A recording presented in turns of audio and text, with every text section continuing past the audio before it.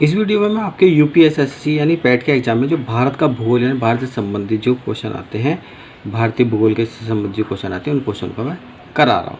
तो देखिएगा, इसमें क्वेश्चन है कि निम्नलिखित में से किस नदी को बिहार का शोक कहा जाता है। ठीक है, तो कोसी नदी को बिहार का शोक कहा जाता है क्योंकि बरसात के दिनों में उत्तरी बिहार में कोसी नदी जो हो भीषण तबाही का कारण बन जाती है और कोसी नदी जो तिब्बत से निकलती है और नेपाल होते हुए भारत में प्रवेश करती है। क्वेश्चन था कि निम्नलिखित में से किस नदी को बिहार का शोक कहा जाता है, तो आपका आंसर डी हो जाएगा, कोसी नदी को बिहार का शोक कहा जाता है।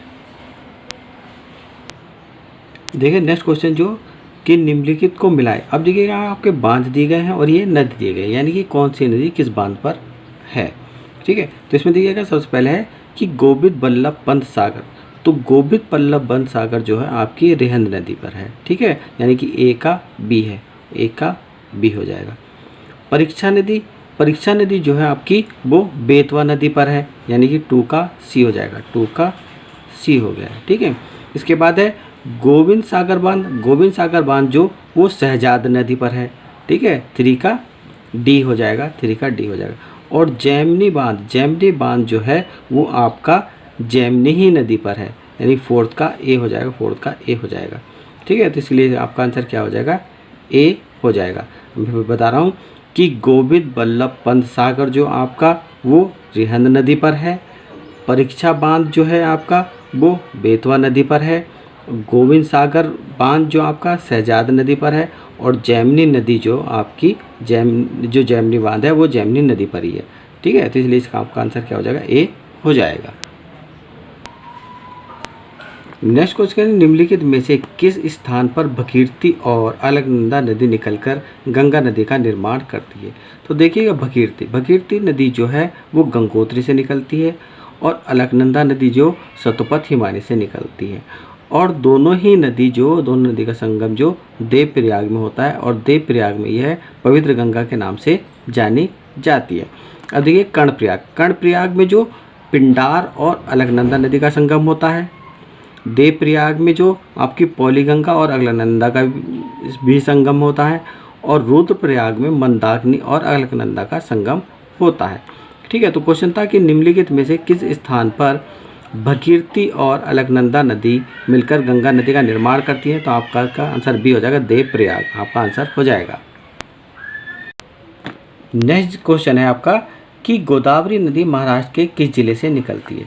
तो गोदावरी नदी महाराष्ट्र के नासिक जिले के त्र्यंबक नामक स्थान से निकलती है। गोदावरी नदी को दक्षिण भारत की गंगा या बृहद गंगा भी कहा जाता है।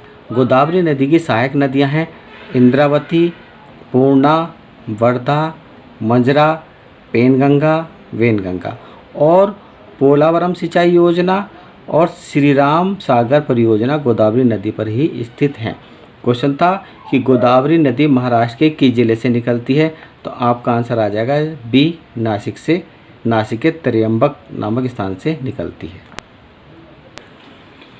नेक्स्ट क्वेश्चन है कि काली और तीस्ता नदी के बीच के हिमालय के भाग को क्या नाम दिया गया है। ठीक है, तो देखिए नदियों के आधार पर जो हिमालय को 4 भागों में बांटा गया है।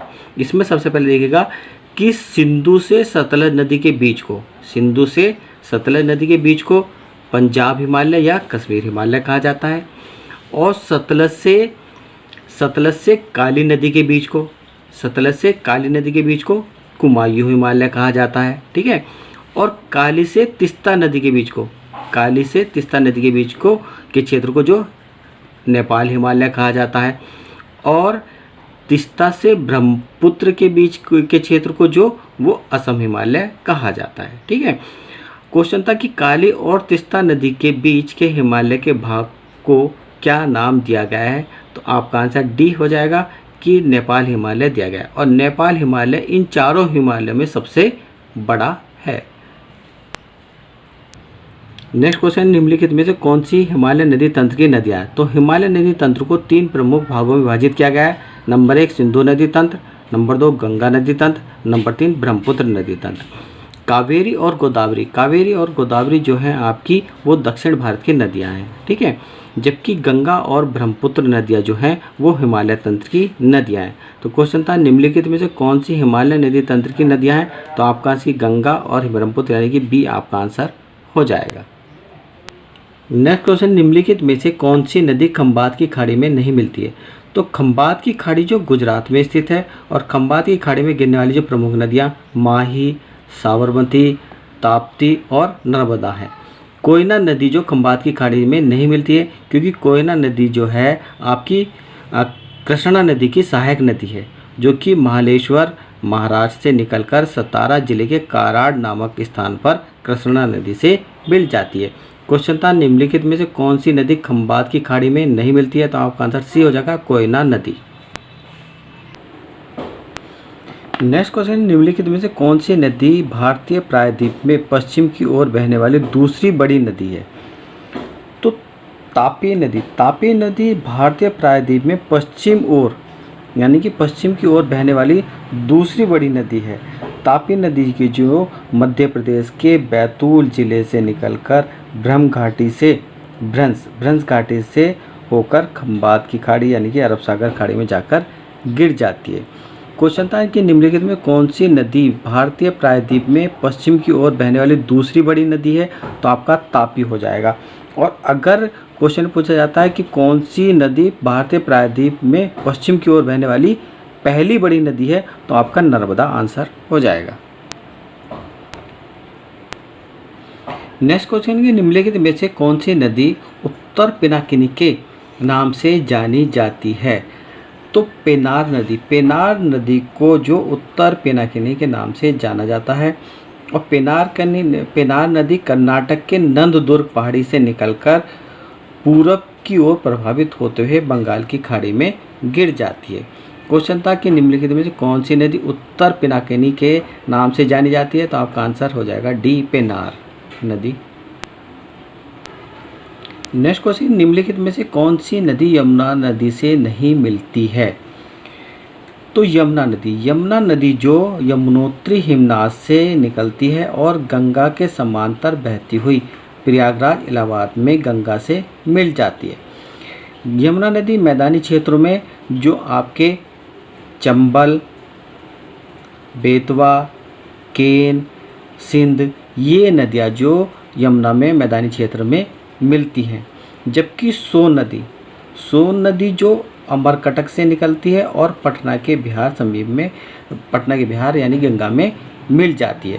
क्वेश्चन था कि निम्नलिखित में से कौन सी नदी यमुना नदी से नहीं मिलती है, तो आपका आंसर बी हो जाएगा सोन नदी।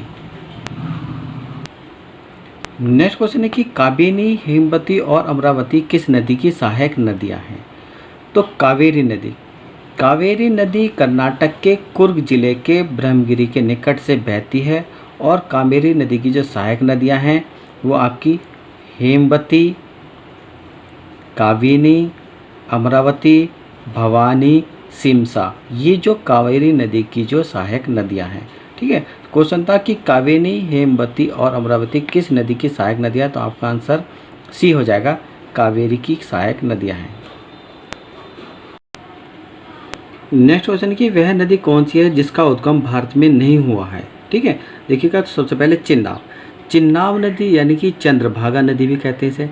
यह जो चंद्र और भागा नामक दो सरिताओं से मिलकर बनी है और चिन्नाब नदी का उद्गम जो हुआ है वो बारालाचा दर्रा से हिमाचल प्रदेश में हुआ है। इसके बाद आपकी व्यास नदी का उद्गम जो हिमाचल प्रदेश के रोहतांग दर्रे से हुआ है, ठीक है। इसके बाद है सतलज नदी का जो उद्गम दक्षिण पश्चिम तिब्बत में मानसरोवर के निकट राक्षस ताल से उद्गम जो सतलज नदी का उद्गम हुआ है। हिमाचल प्रदेश के भाखड़ा नामक स्थान पर सतलज नदी पर जो भाखड़ा नामक बांध बनाया गया है। रावी नदी जो हिमाचल प्रदेश के कांगड़ा जिले के रोहतांग दर्रे के समीप से होकर गुजरती है, ठीक है। क्वेश्चन था कि वह कौन सी नदी है जिसका उद्गम भारत में नहीं हुआ है, तो आपका आंसर सी हो जाएगा सतलज, क्योंकि सतलज नदी का उद्गम जो दक्षिण पश्चिम तिब्बत के मानसरोवर के निकट राक्षस ताल से हुआ है। तो ये सतलज नदी जो का उद्गम भारत में नहीं हुआ, तो आपका आंसर सी हो जाएगा। नेक्स्ट क्वेश्चन देखिए, भारत में सबसे लंबी नदी कौन सी नदी है? तो गंगा नदी। गंगा नदी उत्तराखंड राज्य के उत्तरकाशी जिले के गौमुख के निकट गंगोत्री हिमनाद से निकलती है। गंगा नदी जो हरिद्वार से मैदानी क्षेत्र में प्रवेश करती है, और गंगा नदी जो उत्तराखंड में वो 110 किलोमीटर, उत्तर प्रदेश में 1450 किलोमीटर, बिहार में जो आपकी 445 किलोमीटर और पश्चिमी बंगाल में 520 किलोमीटर की दूरी तय करती है। इस प्रकार जो गंगा नदी की कुल जो किलोमीटर की दूरी है वो 2525 किलोमीटर की दूरी तय करती है। और ये भारत यानी कि भारत की सबसे लंबी नदी कौन सी है? तो आपकी गंगा नदी है। और गंगा नदी जो है 2525 किलोमीटर की दूरी तय करती हुई बंगाल की खाड़ी में गिर जाती है। तो क्वेश्चन था कि भारत की सबसे लंबी नदी कौन सी है? तो आपकी आंसर सी हो जाएगा, गंगा नदी। नेक्स्ट क्वेश्चन है कि भारत का रूर किस नदी बेसिन को कहा जाता है? तो दामोदर नदी। दामोदर नदी बेसिन को कोयले की उपलब्धता के कारण भारत का रूर कहा जाता है। दामोदर नदी का उद्गम छोटा नागपुर के पठार से होता है, और दामोदर नदी को बंगाल का शोक भी कहा जाता है। क्वेश्चन था कि भारत का रूर किस नदी बेसिन को कहा जाता है? तो आपका आंसर ए हो जाएगा, दामोदर नदी। नेक्स्ट क्वेश्चन है, निम्नलिखित में से कौन सी नदी थार रेगिस्तान से होकर बहती है? तो लूनी नदी। लूनी नदी जो थार रेगिस्तान से होकर बहने वाली नदियों में लूनी नदी जो प्रमुख है। लूनी नदी एकमात्र अंतर्वाही नदी है, और लूनी नदी अमरावली श्रेणी के नाग पहाड़ी से निकलती है और कच्छ के रण में जाकर विलुप्त हो जाती है। लूनी नदी को जो सागरमती के नाम से भी जाना जाता है। निम्नलिखित में से कौन सी नदी थार रेगिस्तान की से होकर बहती है? तो आपका आंसर सी हो जाएगा, लूनी नदी थार रेगिस्तान से होकर बहती है। नेक्स्ट क्वेश्चन है कि उत्तर प्रदेश का त्रिवेणी संगम निम्नलिखित नदियों में से किसके संगम का स्थान है? तो उत्तर प्रदेश के प्रयागराज यानी कि इलाहाबाद में गंगा, यमुना, सरस्वती तीनों नदियों का संगम होता है। इसलिए इस स्थान को यानी प्रयागराज को त्रिवेणी संगम भी कहा जाता है। और प्रयागराज में प्रतिवर्ष जो माघ के महीने में अद्भुत विश्व स्तरीय मेला भी लगता है।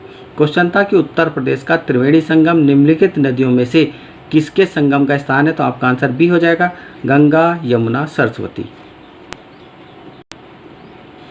नेक्स्ट क्वेश्चन है कि इस नदी की लंबाई 2900 किलोमीटर है, और यह तिब्बत चेमायुंगडुंग ग्लेशियर से शुरू होता है, जहां इसे तासंगपो कहा जाता है, और दिहांग नाम से भारतीय क्षेत्र अरुणाचल में प्रवेश करती है।